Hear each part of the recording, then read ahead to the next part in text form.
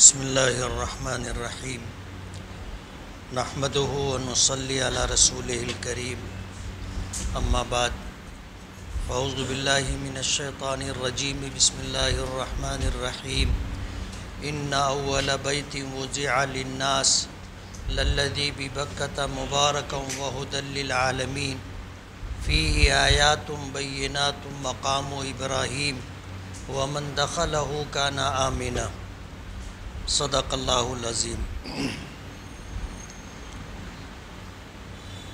بزرگان محترم اور عزیز دوستو،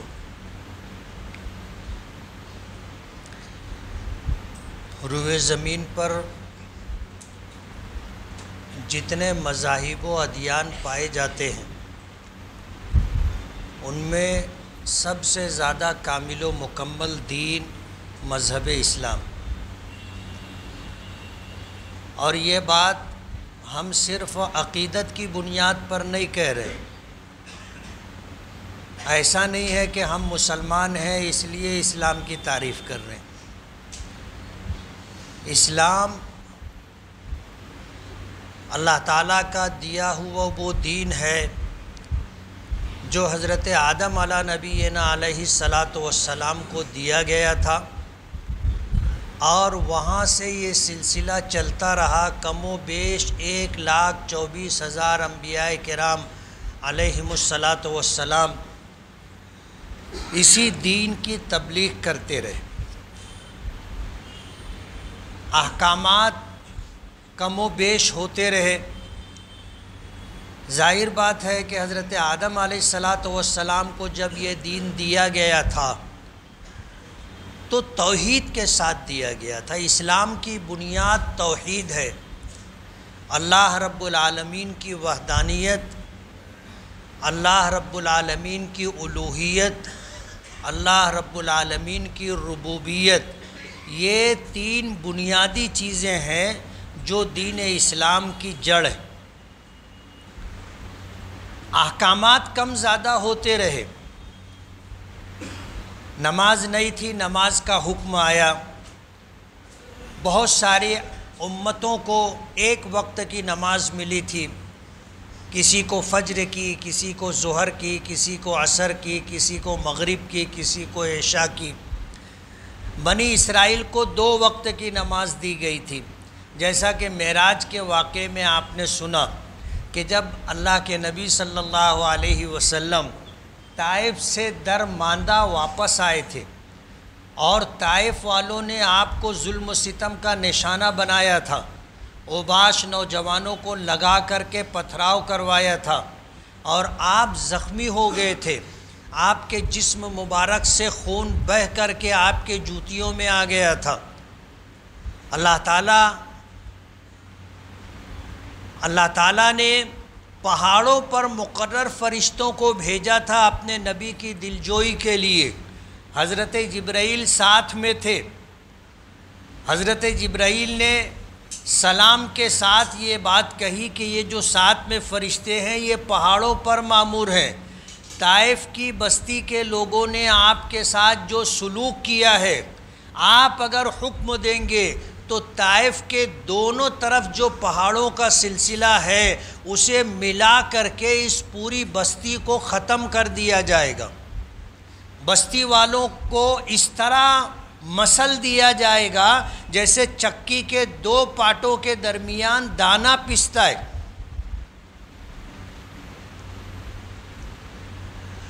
حضور پاک صلی اللہ علیہ وسلم کی دعاؤں میں آپ جب طائف سے باہر نکلے تھے زخمی حالت میں، اور حضرت زید ابن اسامہ جو آپ کو، حضرت زید ابن حارثہ جو آپ کو سہارا دیے ہوئے تھے، آپ کے ساتھ تھے، وہ روایت کرتے ہیں کہ حضور سے منقول جتنی دعائیں ہیں ان دعاؤں میں وہ دعا جو آپ نے طائف سے نکل کر کے بستی کے باہر مانگی تھی، ایسی دعائیں نہیں ملتی۔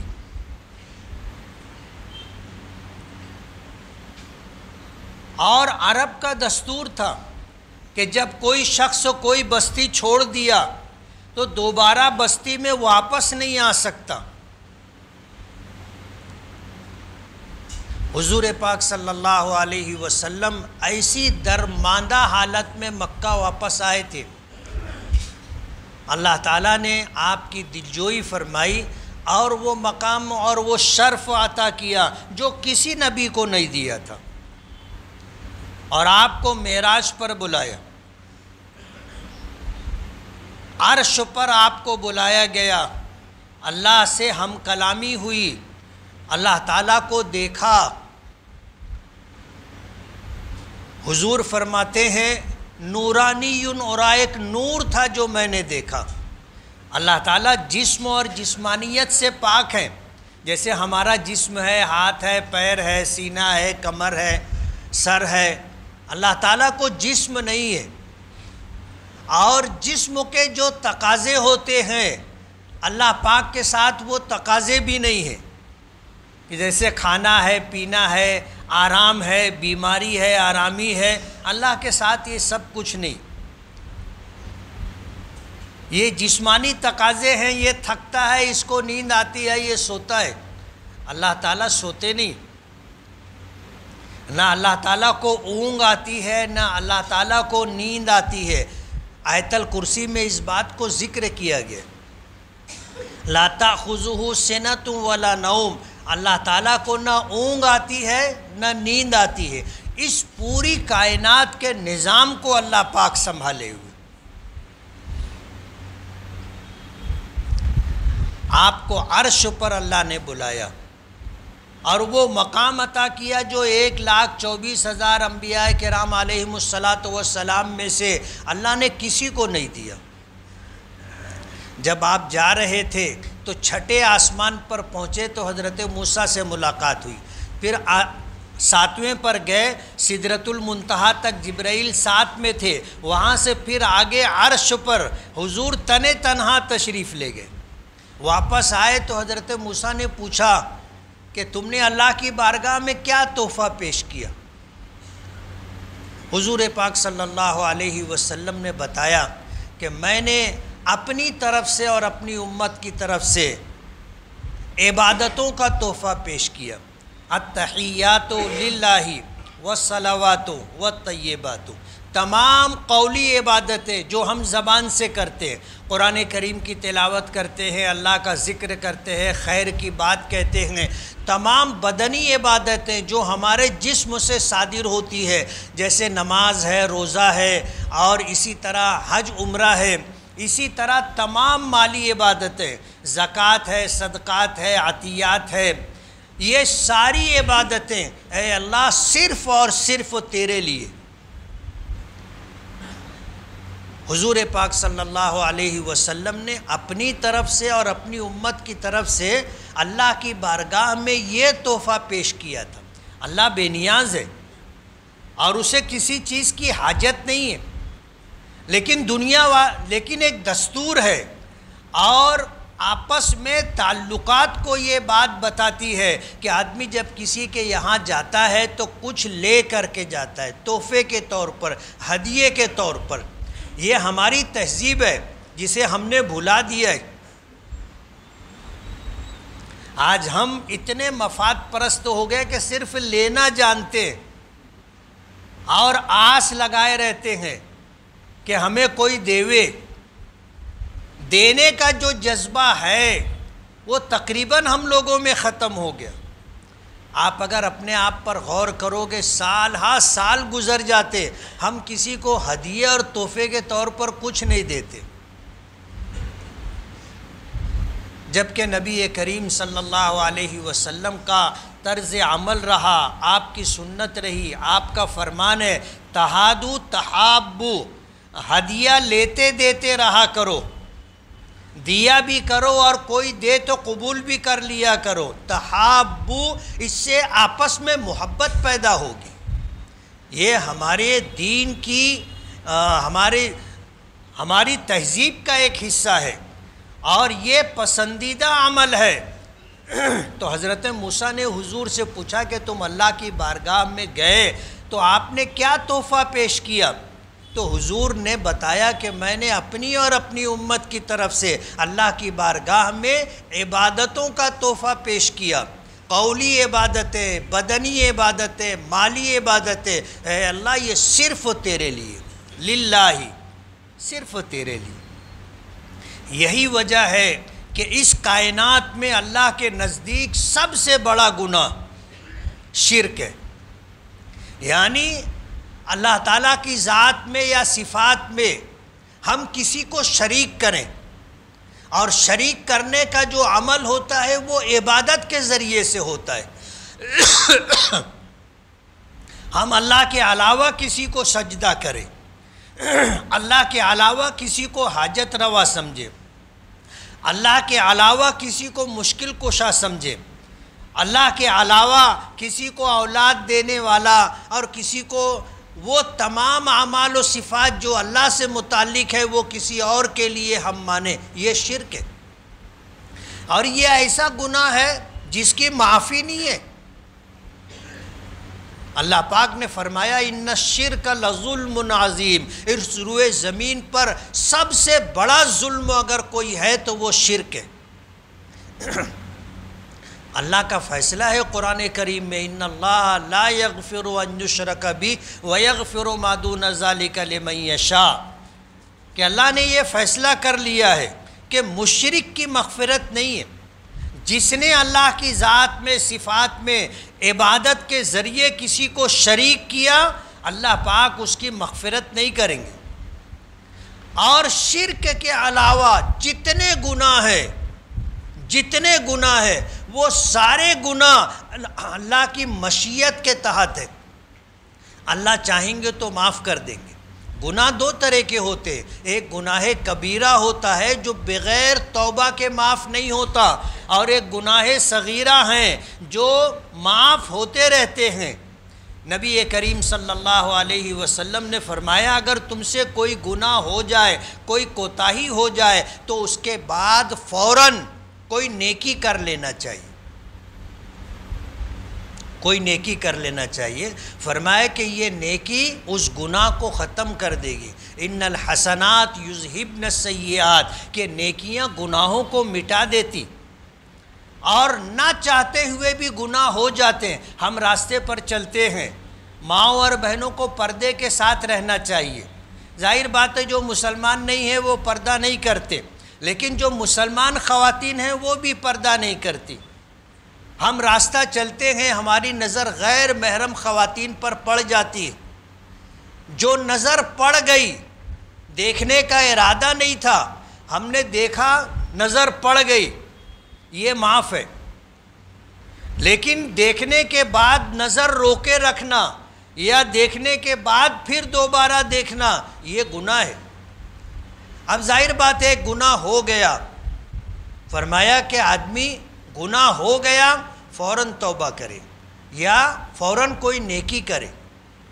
آدمی استغفار پڑھ لے، آدمی کوئی نیکی کر لے، اللہ کا ذکر کر لے، تو گناہ کبیرہ بغیر توبہ کے معاف نہیں ہوتے، اور صغیرہ گناہ آدمی سے ہوا ہے اس کے بعد کوئی نیکی کر لی جائے تو وہ گناہ معاف ہو جاتا ہے۔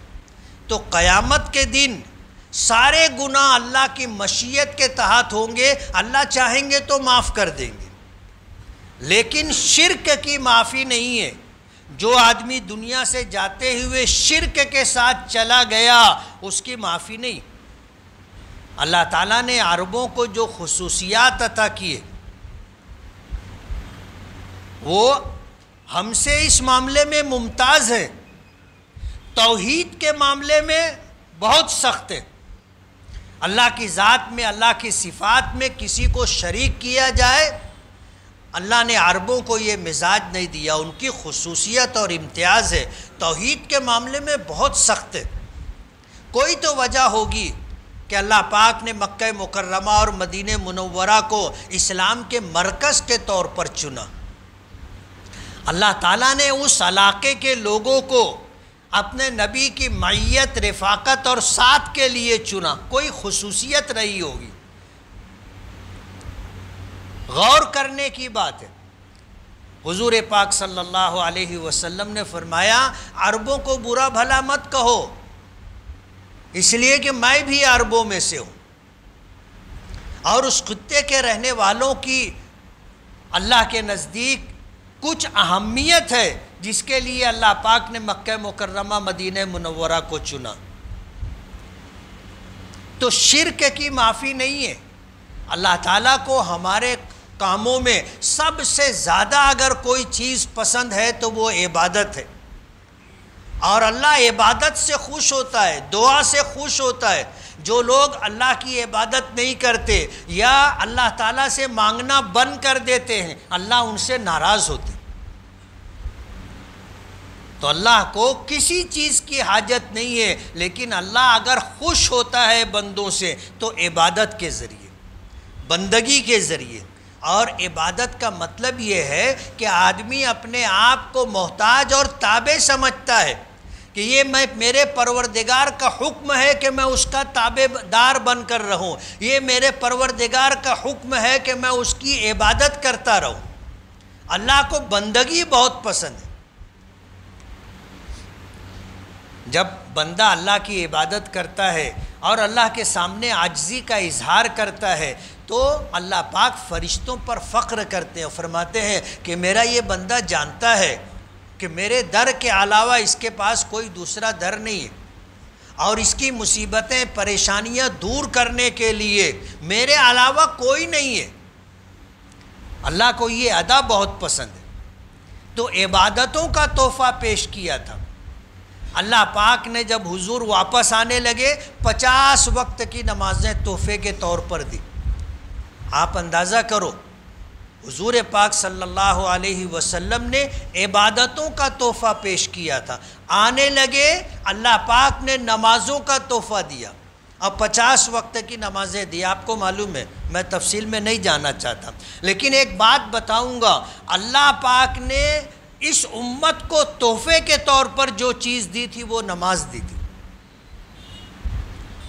اللہ کے خزانے میں لامحدود ہے، اور اللہ کے خزانے میں کیا نہیں ہے، اور پوری کائنات میں بسنے والی مخلوقات کی تمام تر ضروریات اللہ پاک پوری کرتے ہیں۔ لیکن اللہ نے اپنے خزانے سے اپنے محبوب کو اور اپنے محبوب کی امت کو جو تحفہ دیا وہ نماز کا تحفہ دیا۔ اسی لیے کل قیامت کے دن عبادات میں سب سے پہلے نماز کی پوچھ ہوگی، سب سے پہلے نماز کی پوچھ ہوگی، اور معاملات میں سب سے پہلے قتل کے معاملات اللہ کی بارگاہ میں پیش ہوں گے۔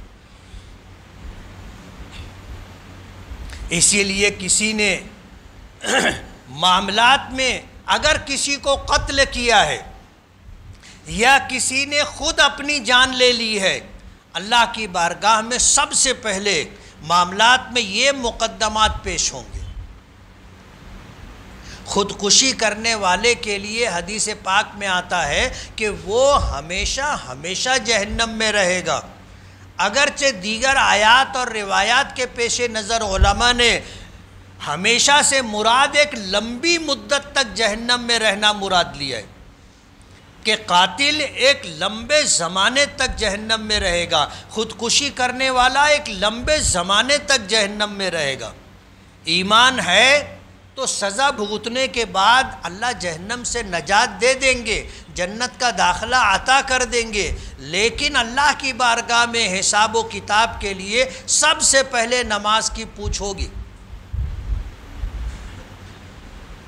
حضور پاک صلی اللہ علیہ وسلم جب مدینہ پہنچے اور اسلام کی تبلیغ و اشاعت کے لیے آپ جب آزاد ہو گئے تو مشرکین کی طرف سے رکاوٹیں جو آتی تھی اس کو ختم کرنے کے لیے آپ نے ان سے مقابلہ آرائی کی، جنگ کی، اور جو طریقہ کار اختیار کیا کہ اگر کسی بستی پر حملہ کرنا ہے تو دن کے اول حصے میں، رات کے آخر حصے میں آپ وہاں حملہ کیا کرتے تھے، لیکن بستی کے باہر رکتے تھے۔ اگر وہاں سے اذان کی آواز آئی تو پھر بستی پر حملہ نہیں ہوتا تھا۔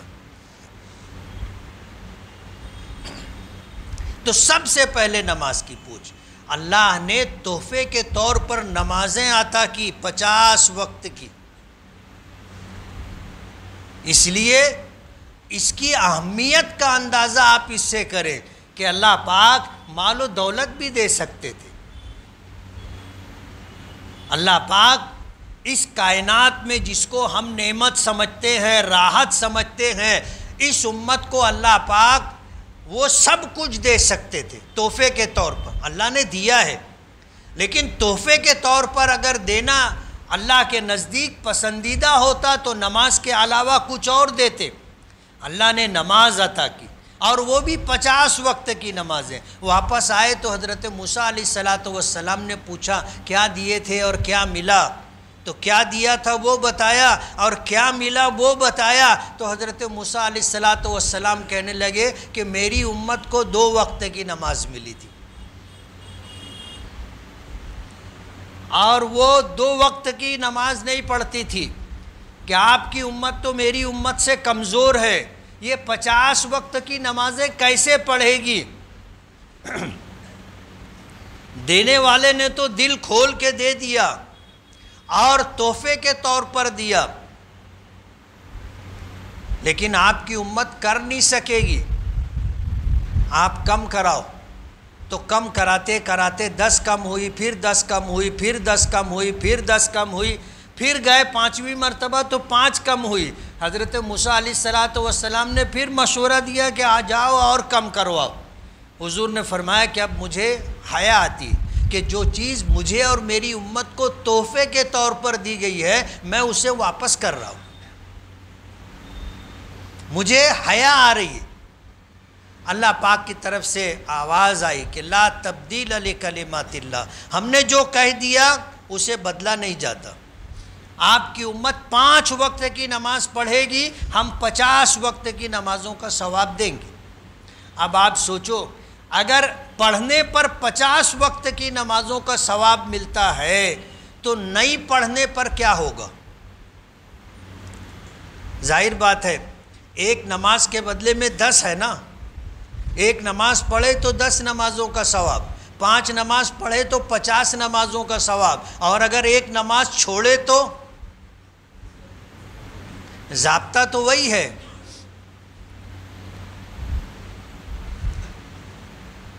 تو یہ ہماری تہذیب رہی ہے. تہادو تحابو، آپس میں ہدیہ لیتے دیتے رہا کرو، محبت پیدا ہوگی. اور حضور پاک صلی اللہ علیہ وسلم نے فرمایا کہ اگر ہدیے کے طور پر جو چیزیں پیش کی جاتی ہیں ان میں 3 چیزیں ایسی ہیں جو رد نہیں کرنا چاہیے. اگر کسی نے خوشبو پیش کی تو قبول کرو، واپس مت کرو، انکار مت کرو. دوسری چیز دودھ، کہ اگر کسی نے دودھ پیش کیا تو قبول کرو، واپس مت کرو. تیسری چیز، کسی مجلس میں آپ گئے اور کسی نے آپ کو ٹیک لگانے کے لیے تکیہ دے دیا، انکار مت کرو. اور ہدیہ کوئی بڑی قیمت، بڑا ہدیہ دینا ضروری نہیں ہے. آپ دیکھ لو حضور نے جو چیز بتائی ہے، آدمی دودھ دے گا تو کتنا دے گا؟ ٹینکر بھر کے دے گا. ایک آدھ پیالہ دودھ، ایک آدھ کپ دودھ دیتا ہے. آدمی خوشبو پیش کرے گا تو کیا دے گا؟ ایک آدھ عطر کا پھایا دے گا، یا پاؤ تولے اور آدھے تولے کی شیشی دے گا، ڈرام بھر کے تو نہیں دے گا. اور تکیے کی کیا حیثیت ہے آپ سمجھ سکتے ہو. ہدیہ بہت قیمتی ہونا ضروری نہیں ہے، معمولی قیمت کی چیزیں دینا چاہیے. یہ حضور کا طریقہ رہا. حضور پاک صلی اللہ علیہ وسلم ان صحابہ کرام کا انتظار کیا کرتے تھے جو صحابہ کرام دیہات سے آیا کرتے تھے. اور حدیث پاک میں آتا ہے کہ انتظار اس لیے ہوتا تھا کہ وہ آتے تھے تو وہاں سے کچھ لے کے آتے تھے. دیہاتوں میں کیا ملتا ہے؟ دیہاتی لوگ تو اپنی ضرورت کی چیزیں شہروں سے لے کر کے جاتے. اب اگر دیہات سے آ رہے ہیں تو کیا لے کر کے آئیں گے؟ معمولی چیزیں لاتے تھے. کوئی سبزی لے کر کے آ جاتا تھا، کوئی ایک پیالہ دودھ لے کر کے آ جاتا تھا، کوئی کھیرا لے کے آ جایا کرتا تھا. ایسی چیزیں لاتے تھے.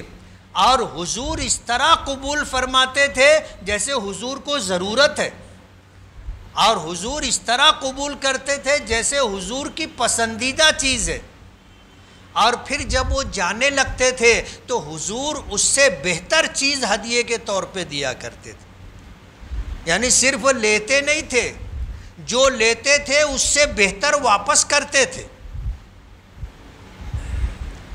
اور فرمایا کرتے تھے کہ یہ ہمارے دیہاتی دوست ہیں، یہ ہمارے دیہاتی دوست ہیں اور میں ان کا شہری دوست ہوں۔ تو بنی اسرائیل پر 2 وقت کی نمازیں فرض تھیں، اس امت پر 5 وقت کی نمازیں فرض ہیں۔ حضور پاک صلی اللہ علیہ وسلم کو اللہ پاک نے مکہ مکرمہ کی پیدائش عطا کی۔ مکہ مکرمہ مدینہ منورہ اللہ کے نزدیک مکرم بستی ہے۔ آپ اندازہ کریں کہ اللہ نے اپنا گھر مکہ مکرمہ میں بنایا، پوری دنیا کے انسان نماز میں اسی کی طرف رخ کرتے، اسی کی طرف رخ کرتے۔ ہم لوگ مشرق میں ہیں، مغرب کی طرف رخ کرتے۔ بیت اللہ کا دروازہ بھی مشرقی سمت میں ہے، حجر اسود بھی جنوب مغرب مشرق میں ہے۔ حضرت عیسیٰ علیہ السلام سے 1800 سال پہلے حضرت ابراہیم و اسماعیل علیہ السلام نے اللہ کے گھر کی تعمیر کی تھی، اور پھر اللہ نے مکمل دین ہمیں عطا کیا۔ پوری دنیا میں سب سے زیادہ فطری طور پر جو دین، جو احکام و اسلام دین میں ہیں، پسندیدہ عین فطرت کے مطابق وہ اسلامی احکامات۔ تو ہم کوئی عقیدت میں اسلام کی تعریف نہیں کرتے، یہ اس کائنات کی سچائی ہے، اور روئے زمین پر پائے جانے والے مذاہب میں سب سے زیادہ آسان، سب سے زیادہ فطرت سے مطابقت رکھنے والے احکامات اگر کسی مذہب میں ہیں تو وہ دین اسلام۔ اللہ تعالیٰ نے وہ دین ہمیں عطا کیا۔ آج اس کو مٹانے کی، ختم کرنے کی ہر ممکن کوشش کی جا رہی، آج ہی ہو رہی ہو ایسا نہیں۔ حضور پاک صلی اللہ علیہ وسلم کے زمانے سے مذہب اسلام کو مٹانے کی کوشش ہوتی رہی، لیکن کوئی کامیاب نہیں ہو سکا اور کامیاب نہیں ہو سکے گا۔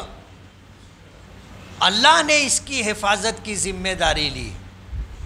قرآن کریم مذہب اسلام کی بنیاد ہے، احادیث مبارکہ قرآن کریم کی تفسیر ہے، اس کو کوئی طاقت مٹا نہیں سکتی۔ لوگ در پہ ہیں، نقصان پہنچانے کی کوشش کر رہے ہیں، جیسے آج ہندوستان کے اندر وقف کا قانون، گھما پھرا کر کے ایسے قانون بنائے جا رہے ہیں کہ اسلام متاثر ہو، مسلمانوں کو مذہبی اعتبار سے نقصان۔ جمعیت علماء کی طرف سے، مسلم پرسنل لا بورڈ کی طرف سے اعلان ہے کہ اوقاف کا رجسٹریشن آپ کرواؤ امید پورٹل پر۔ جمعیت علماء نے اعلان کیا ہے کہ یہ لڑائی جاری رہے گی، ہم سپریم کورٹ میں حکومت کے بنائے ہوئے اس قانون کے خلاف لڑتے رہیں گے، انصاف کے لیے جد و جہد ہوتی رہے گی، یہ جد و جہد کوشش جاری رہے گی، لیکن 5 دسمبر رجسٹریشن کی آخری تاریخ ہے۔ تمام اوقاف، مسجد ہو، مدرسہ ہو، درگاہ ہو، مسافر خانہ ہو، اور بھی جو اس سے متعلق جائیدادیں ہیں ان کا رجسٹریشن کرانا ضروری ہے، اور جو ذمہ داران ہیں ٹرسٹی حضرات اگر وہ نہیں کروائیں گے تو 20,000 روپے سے لے کر 1,00,000 روپے تک جرمانہ ہو سکتا ہے، 6 مہینے کی سزا بھی ہو سکتی ہے۔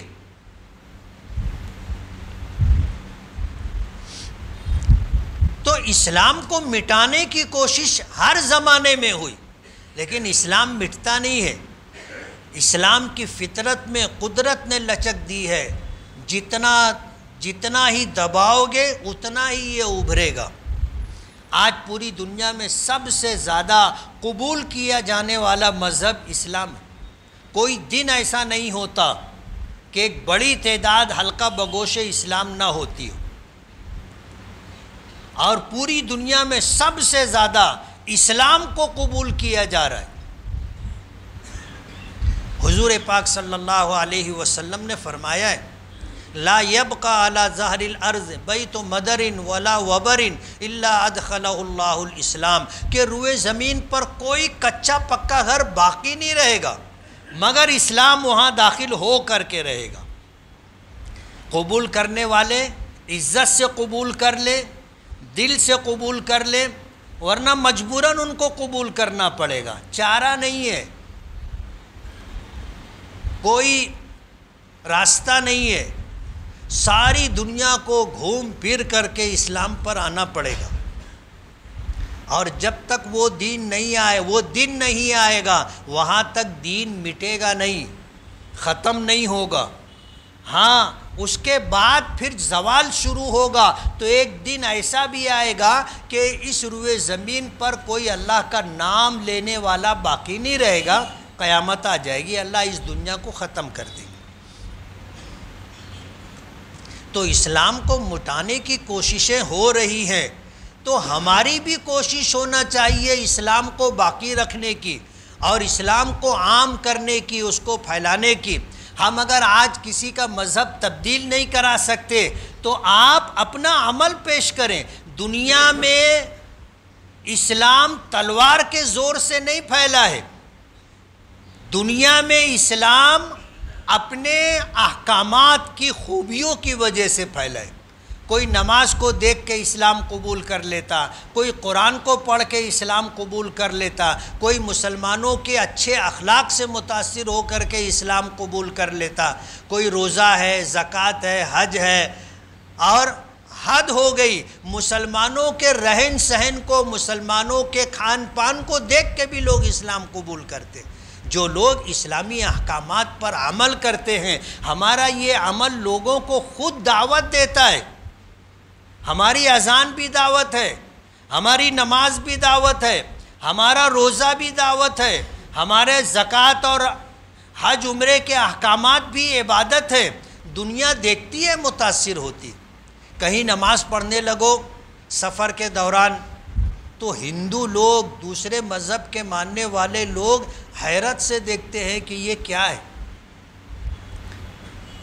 اور یہ وہ عبادت ہے جو اللہ نے ہمیں عطا کی، اس کی اپنی تاثیر ہے۔ ہم کسی کو دکھائیں نہ دکھائیں، لیکن جو دیکھ لیتا ہے وہ متاثر ہوتا ہے۔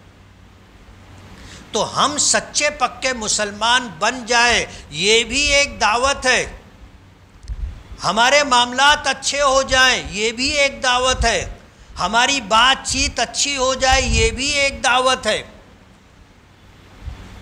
تو اگر دنیا اسلام کو مٹانا چاہتی ہے تو ہم اسلام کو باقی رکھنے کی اور عام کرنے کی کوشش کریں گے۔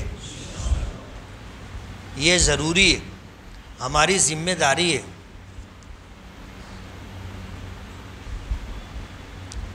اور ہم کو یہ کرنا ہے، کریں گے نا۔ نمازوں کی پابندی 4 وقت کی، 5 وقت کی نمازیں ہیں۔ ہماری جامع مسجد میں فجر کی نماز میں 2 صف مشکل سے ہوتی ہے، آج 1.25 صف تھی، دوسری صف ادھر سے بھی کچھ خالی تھی، ادھر سے بھی کچھ خالی تھی۔ جامع مسجد ہے، ایک نماز پڑھنے پر 500 نمازوں کا ثواب ملتا ہے۔ ہمارا مال اگر مالیگاؤں میں 10 روپے میں بکتا ہے، ہم اگر دھولیا جا کے بیچے 20 روپے میں بکے گا تو آدمی کہاں جا کے بیچے گا؟ صرف ڈبل ہو رہا ہے، 500 گنا نہیں ہو رہا ہے، صرف ڈبل ہو رہا ہے۔ تو لوگ کرتے ہیں، ایک نماز پر اگر 500 نمازوں کا ثواب ملتا ہے تو ظاہر بات ہے جس کو بھروسہ اور یقین ہوگا وہ کیا کرے گا؟ 500 کوشش کریں، اپنی آخرت کی فکر کریں، نیکیاں کتنی اکٹھا ہم کر سکتے ہیں وہ کریں، یہی کام آئے گی، کوئی اور کام نہیں آئے گا۔ اور کسی کے بھروسے پہ مر کر آخرت میں نہیں جانے کا، کوئی کسی کو یاد نہیں کرتا، سب جانے والوں کو بھول جاتے، الا ماشاء اللہ کوئی دعا کرتا ہے اور کوئی ایصال ثواب کرتا ہے، ورنہ سب اپنے اپنے میں پریشان ہیں۔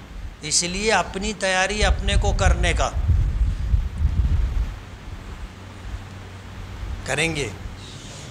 گزشتہ ہفتے مدرسہ تجوید القرآن کا چندہ ہوا تھا 54,100 روپیہ، اور 31 اکتوبر جمعہ کو انعام العلوم کا چندہ ہوگا، پیسہ لے کے آنا۔ یہ اس لیے سنایا جاتا ہے کہ ہم اپنے آخرت کے خزانے میں نیکیاں جمع کر کے جائیں۔ بدنی عبادات سے زیادہ اللہ تعالیٰ کو مالی عبادات پسند ہے۔ کیا؟ بدنی عبادات سے زیادہ ایصال ثواب کے لیے اور اپنے لیے مالی عبادات اللہ کے نزدیک زیادہ اہمیت رکھتی۔ آپ سمجھیں کہ اگر کسی کی طرف 3 پیسہ کسی کا باقی ہے تو کل قیامت کے دن ان 3 پیسوں کی ادائیگی میں 700 مقبول نمازیں دینی پڑیں گی۔ کتنی؟